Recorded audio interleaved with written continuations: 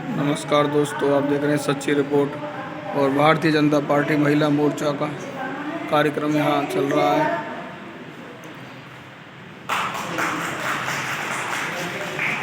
भारत माता की भारतीय जनता पार्टी जिंदाबाद जिंदाबाद।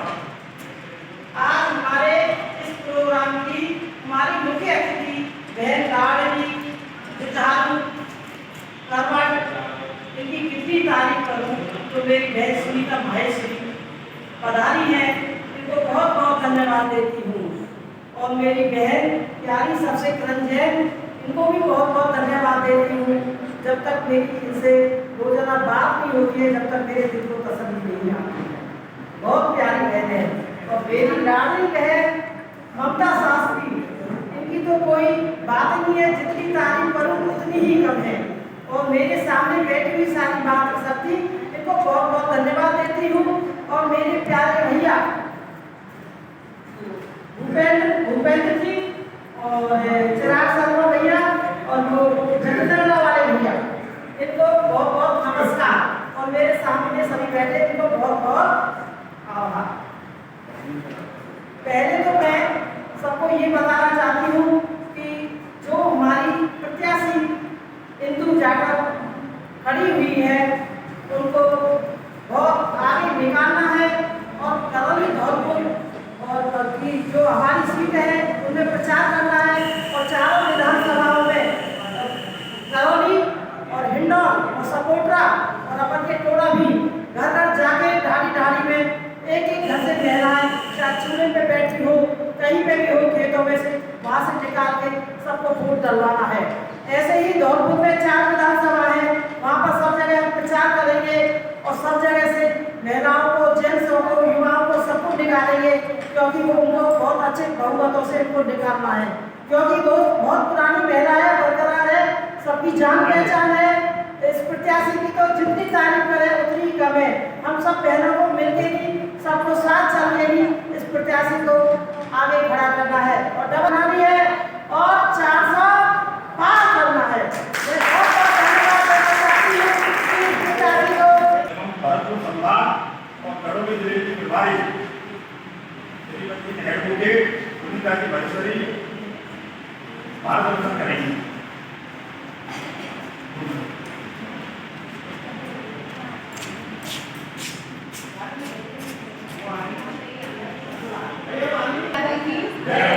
वंदे वंदे भारतीय जनता पार्टी जिंदाबाद, महिला मोर्चा जिंदाबाद, नरेंद्रपुर जिंदाबाद।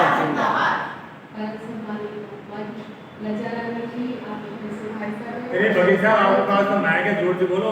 इनकी आवाज जोर से यानी तुम्हारे गाने में माइक पकड़ रहे हो। मेरी आवाज बहुत तेज है, लेकिन ज्यादा जोर से बोल के हम शायद कोई बात समझा पाए, मुझे ऐसा नहीं लगता है। कहीं आपको मेरी बात समझना है तो जरूर सुनना है। किरण जी मेरी साथी और ममता जी और सामने बैठी मेरी महिला मोर्चा की सभी जुझारू प्रमट और संगठन बहनों और भाइयों, भारतीय जनता पार्टी के मेरे सभी भाई, सबसे पहले तो मैं आप सबका धन्यवाद दूंगी कि आपने मेरा इंतजार किया। मैं आपको बताना चाहूँगी कि सुबह 5 बजे के मैं घर से निकली। मेरे पास एक्चुअली भरतपुर संभाग तो है ही, साथ ही नागौर लोकसभा का दायित्व भी, ऐसा करके 4 लोकसभाओं का इस वक्त मैं काम देख रही हूँ। और सुबह से निकली हूँ तो आप तक पहुँचते पहुँचते मुझे 6:15 साढ़े 6 हो गया। लगातार बैठ के लगातार के खाने पीने में गाड़ी में हो जाए तो ठीक है। तो क्योंकि मुझे ऐसा लगता है कि एक ऐसा समय है, अभी तो हमारे देश को, हमारी पार्टी को हमारी जरूरत है। तो इस वक्त हम समय कहीं जाया नहीं कर सकते और जितना ज़्यादा से ज़्यादा हम काम कर पाए, शायद यही हमारे देश सेवा होगी, हमारी पार्टी के लिए हमारा योगदान होगा। तो पुनः मैं आप सबसे क्षमा प्रार्थी हूँ कि भेंट करना पड़ा। और मुझे पता चला कि मेरी कुछ बहनें, क्योंकि मैं भी समझ रही हूँ कि शाम का समय है, अब की बार कम सो बिल्कुल मोदी सरकार 400 पार, 450 साढ़े 400 ले जाओ तो कम तो होना ही नहीं है। जितना कुछ इन 2 कार्यकाल में भाजपा और मोदी सरकार ने, मोदी जी के नेतृत्व में उनकी टीम ने, हम सब देशवासियों के लिए किया, इस देश के लिए किया है। अगर आप मिल जाए तो घर की 2 ही हिलने लगती है, एक बुखार के सोते देख लो। शाम तक घर अस्त व्यस्त नजर आने लगेगा, तो मेरी बहनें जो घर बाहर संभालती, खेती बाड़ी संभालती, पशुधन संभालती है, अगर वो व्यवसाय करती तो उसे भी संभालती है, नौकरी करती है सरकारी तो उसे भी संभालती है। तो आज मैं झोली फैलाकर आपसे आग्रह करने आई हूँ कि ये 25 दिन का समय अपनी देश सेवा के लिए दे दीजिए, क्योंकि बहनों आप और मैं दिल में करने की तो बहुत कुछ इच्छा है, पर सीमा पर जाकर देश की सुरक्षा के लिए पहली बनकर हम खड़े नहीं हो सकते। हमारी अपनी बाध्यताएं हैं, तो देश सेवा कैसे करें? देश सेवा ऐसे करें कि ये 25 दिन आज से राष्ट्र के नाम किए हमने अपनी पारिवारिक जिम्मेदारियों को पूरा करते हुए, जो दिन का समय तो हमारा अपना होता है, 2 से लेकर 6 बजे तक का समय किसका है? सिर्फ हमारा। हम सोते हैं, टीवी देखते हैं, मोबाइल चलाते हैं, व्हाट्सएप देखते हैं, फ्रेंड्स के यहाँ जाते हैं, भजन मंडली में जाते हैं। अब हम 25 दिन क्या करेंगे? अपनी पार्टी का प्रचार करेंगे, क्योंकि यही पार्टी है जो सनातन धर्म को समझती है, जो हमारे स्वाभिमान और गौरव की बात करती, महिला के सम्मान की बात करती। आप देखिए ना, 3 महीना हुआ है भजनलाल सरकार का आए हुए, उससे पहले जो कांग्रेस की सरकार थी उसमें हमारी बहनों के साथ क्या हो रहा था? आए थे दुष्कर्म की बात हम सुनते थे, महिला का सम्मान कहीं नहीं था, न बच्ची देखी जाती थी, न बूढ़ी देखी जाती थी। बेरोजगारी का आदत ये हो गया था कि सोती हुई महिला के पैरों से कड़े ना निकले तो पैर ही काट लिए, गले से मानते ही छीन लिए। खेतों में काम करना सुरक्षित नहीं था, सड़क पे चलती गर्भवती महिला सुरक्षित नहीं थी, खाना वाना उसके नाम पर उसके साथ दुराचार हो जाता था।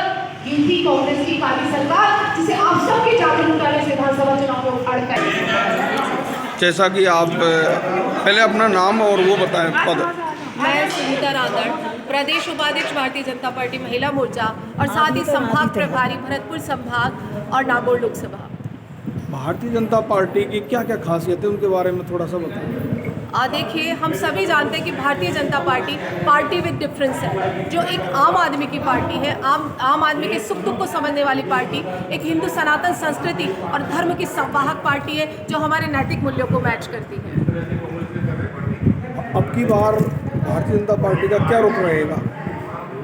मेरा ये पर्सनली, मेरा ही नहीं, एक हर आम भारतीय का ये मानना है कि तीसरी बार जब मोदी जी की सरकार पूरी मजबूती से और पूर्ण बहुमत के साथ आएगी, तो कुछ ऐसे निर्णय इस देश में देखने को मिलेंगे जो हमारे देश के आम नागरिक के जीवन को और उत्तरोत्तर प्रगति की तरफ ले जाएंगे। एक ऐसे निर्णय जो बड़े समय से लंबित है और देश की प्रगति में कहीं ना कहीं बाधक बन रहे हैं, उन सबका निर्णय इस बार निश्चित रूप से जरूर होगा। मोदी जी ने महिलाओं के लिए बहुत सारे काम किए, हमारे युवाओं के लिए, हमारे वृद्धों के लिए, हमारे सैनिक भाइयों के लिए, हमारे किसान भाइयों के लिए, हर वर्ग के लिए उन्होंने सोचा है। और उनका आप देखिए, उनकी जब दूसरी पारी में जितना मजबूती से वो हर क्षेत्र में काम कर रहे हैं, आप तीसरी पारी की हम कल्पना कर सकते हैं कि देश कितनी तेजी से आगे बढ़ेगा। आज विश्व में हमारा देश अर्थव्यवस्था में जहां कभी 11वां स्थान होता था, अभी 5वें स्थान पे है, और आप निश्चित मानिए कि तीसरी पारी में हमारा देश विश्व में तीसरे स्थान पर अर्थव्यवस्था में आ जाएगा। आज मैं आपको बताना चाहूँगी कि भारत जनसंख्या की दृष्टि में विश्व का सबसे अधिक जनसंख्या वाला देश है, और उसमें जहाँ लोकतंत्र है, विश्व तरह की अलग अलग तरह की परिस्थितियाँ हैं, उसमें मोदी सरकार, हमारी भाजपा सरकार माननीय मोदी जी के नेतृत्व में उनकी टीम के साथ जैसा काम करेगी, आज भारत विश्व गुरु बनने की राह पर अग्रसर है। विश्व में कहीं भी कोई विवाद हो, बड़े से बड़े शक्तिशाली देश भी भारत की तरफ अपना रुख करते हैं, माननीय प्रधानमंत्री मोदी जी की तरफ अपना रुख करते हैं, और उनसे आग्रह करते हैं कि आप हमारी बात को सुनिए और समाधान दीजिए, क्योंकि उनकी दूरदृष्टि पर, उनकी कार्यकुशलता पर और सबको साथ चलकर लेने की उनकी क्षमता पर पूरे देश को ही नहीं वरन आज पूरे विश्व को भरोसा है। और माननीय मोदी जी जो भारत का गौरव है, जिन्होंने भारत को आज विश्व में भारत के मान को एक आप समझिए कि उसके परचम को इतना ऊंचा फहराया है, उनको वो आज विश्व के नेता है और पूरा विश्व उनकी तरफ उम्मीद भरी निगाह से देख रहा है। महिलाओं के लिए क्या कहना चाहोगे? महिलाओं के लिए कहना चाहूँगी कि बहनों, आज ये समय आ गया कि माननीय मोदी जी ने हमारे लिए बहुत कुछ सोचा। हमारे किचन की पीड़ा से लेकर हमारे पानी की समस्या, शौचालय और हमारे घर से लेकर हर चीज़ के बारे में, हमारे गैस सिलेंडर जैसी रोज़मर्रा की चीज़ों के बारे में उन्होंने सोचा है। तो निश्चित रूप से जहाँ 3 तलाक को भी उन्होंने सोचा, और कहीं ना कहीं महिला बहनों को प्रतिनिधित्व देने के बाद भी जो 28 साल से लंबित विधेयक था उसको पारित कर हमें हर तरह के अधिकार दिया। आज समय आया है कि हम अपने भाई माननीय नरेंद्र मोदी का हाथ पूरी मजबूती के साथ मजबूत करें और उन्हें विश्वास दिलाएं कि भारत की हर आम महिला, हर बहन उनके साथ उतनी ताकत के साथ खड़ी है। माननीय मोदी जी और आपकी टीम भाजपा के नेतृत्व में यूं ही आगे बढ़े, हम सब आपके साथ हैं।